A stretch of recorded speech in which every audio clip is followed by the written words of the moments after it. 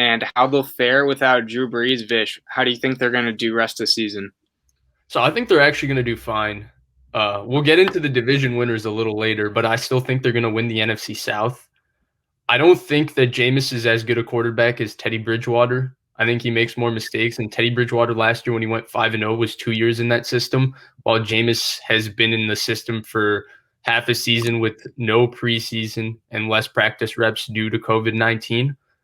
So I think all of that is true, but I think their defense is still really good. Sean Payton is one of the best play callers in the NFL. We know how good Alvin Kamara is. Can't guard Mike is back. Emmanuel Sanders is Yeah. really good. And I think the most important thing, especially this is contingent on Terran Armstead's injury not being too serious, which I don't think it is. The Saints aren't actually this flashy team that everybody wants to think they are. They're not a finesse team. Like, yeah, they can throw the ball with Brees, and they have flashy weapons like Kamara and Mike Thomas and Emmanuel Sanders. But in reality, they are a very physical team that wants to win the line of scrimmage on both sides of the ball. That's why they paid a lot of money and invested a lot of draft capital in drafting those offensive linemen. I think four Yeah. of the five guys they've drafted in the first 3 rounds, whether it be Cesar Ruiz, Terran Armstead, who was a third-round pick, Ramczyk, who was a first-round pick, and Boy. Eric McCoy. And Andrews Pete was also a first-round pick. So actually all five of them they've drafted. And their defensive line They're all high also, they've invested heavily, whether it's Cam Jordan, who's a phenomenal player, and Marcus Davenport, who they traded up 2 picks to get. They want to dominate the line of scrimmage. That's what they want to do. And I think they can continue to do that regardless of who's at quarterback. And of course, Jameis isn't as good as Drew Brees, but I think he can do enough for them to stay afloat and still be in contention for the #1 seed whenever Drew comes back, whether it's 2 games as it's been reported or whether it's, as some have speculated, until the playoffs. Yeah. So I'm with you on the Jameis isn't as good as Bridgewater, especially for their team specifically. Bridgewater's just such a better. He's a game manager pretty much in my eyes. Like he's not going to go out and play overly well and just like carry the team, but he's also not going to do what Jameis does and like he's not going to have a 30 for 30 season, which although impressive, like that is not what you want. So the record right now is 7-2. Yeah, like you said, Brees should be out a couple games. I think they're going to shut him down rest of the season personally. He's 41. He's second oldest quarterback in the league right now. For safety measures, I'd imagine they'd shut him down. We know Winston's starting, so I really don't think Taysom Hill even has a chance. That's just he's more of a gadget than anything. I don't know why they would even like think about starting him. So I want to ask you, what do you think their final record is? And then here's the games they have. So they have the Falcons, Broncos, Falcons again, Eagles, Chiefs, Vikings, and Panthers.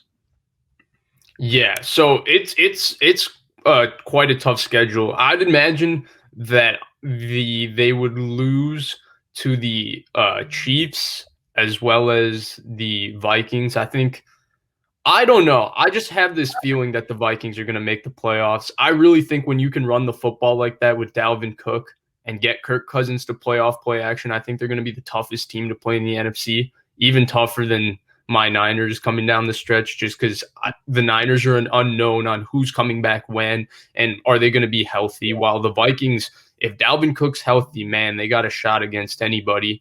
And they're playing good defense, so I think they'll lose to the Chiefs and the Vikings, and I think they'll split with the Falcons. But otherwise, I think they'll go 4-3 down the stretch. They're 7-2 right now.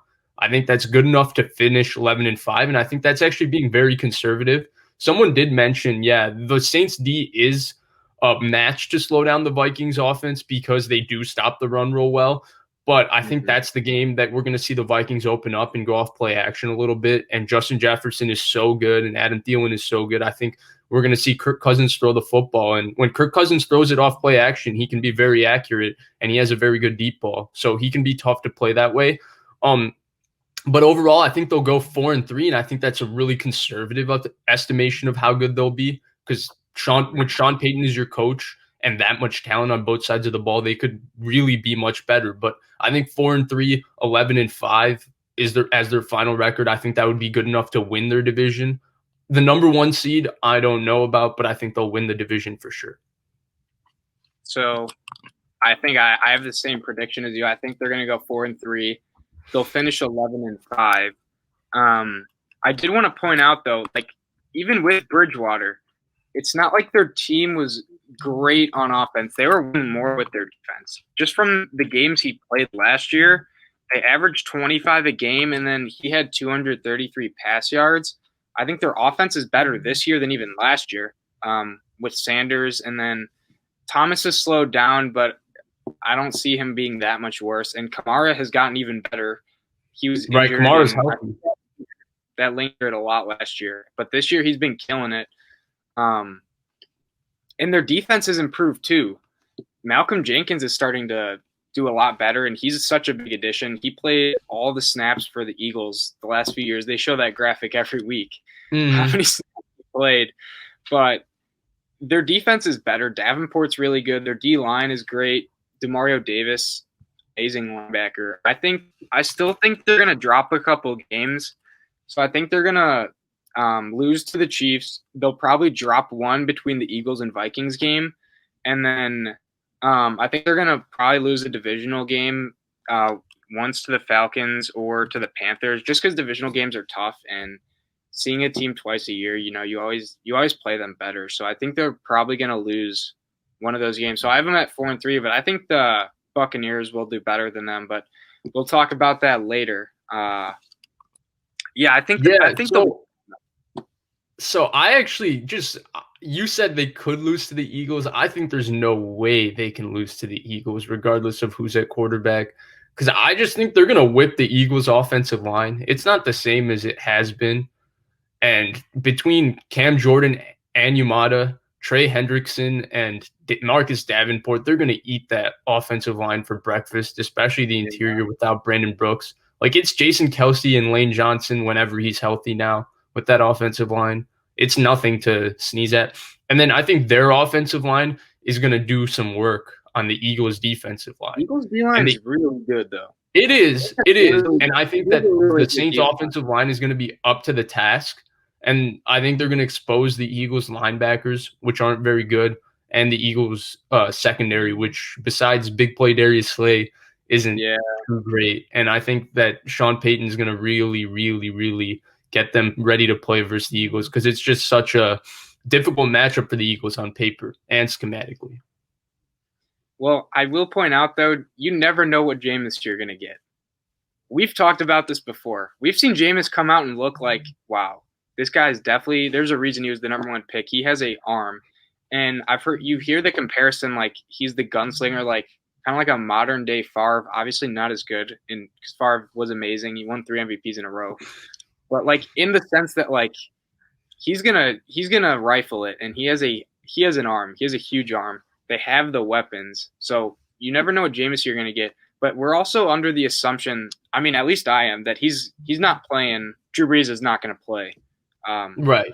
Regular season. I'm also it's really confusing, because Sean Payton and Michael Thomas are saying that Sean Payton and Adam Schefter was reporting that he's going to come back in 2 weeks. But I was reading elsewhere that people were saying that, hey, there's no way he can come back and play football after 2 weeks. I mean, even the way he got injured, it was roughing the passer penalty. I'm going to bring it up just because I'm a Niners fan, but it was a roughing the passer penalty that was not a roughing the passer penalty. Contavious Street, that was as clean a hit as you can get. It was a terrific play from him. It was not a roughing the passer penalty. And Brees kind of ricocheted, and I didn't expect that injury to be that bad. To see that it was that bad means that Brees, the accumulation of hits, in my opinion, is what is causing problems for him. So I don't know when he's coming back and when he's not coming back, but I would have to imagine that he's not going to come back until the playoffs, because they need him for the playoffs. They're not winning playoff games with Jameis Winston. And so they would probably, it would, I think, given that we both think, I'm sure they think it too, that they can easily finish this season strong with him at quarterback, then why would you try and risk any further injury to Drew Brees? Also, one thing that I was kind of thinking of yesterday was, so you know how NFC East, they're going to host a playoff game. They're going to be the 4 seed, pretty much guaranteed. That 5 seed gets to play whatever dumpster fire team comes out of that division. What if they were kind of just like slowing down a bit, not trying to get like to win the division? They get the 5th seed and they get a pretty easy week 1 matchup because that's the easiest team you're going to play all in the postseason. So Like here's that, the argument. So here's the argument against that, right? If you remember the Beastquake year, right? Everybody remembers the Beastquake year, but the Seattle Seahawks team that made the playoffs that year beat, I think it was either a rookie or I think it was a second year Sam Bradford's Rams week 17 and got into the playoffs at 7-9.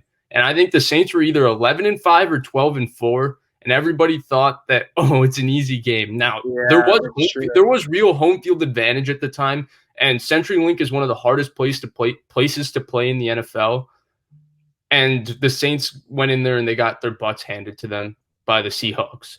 So I think there are different level of variables this time, but I still think that's a very dangerous game to play because yeah.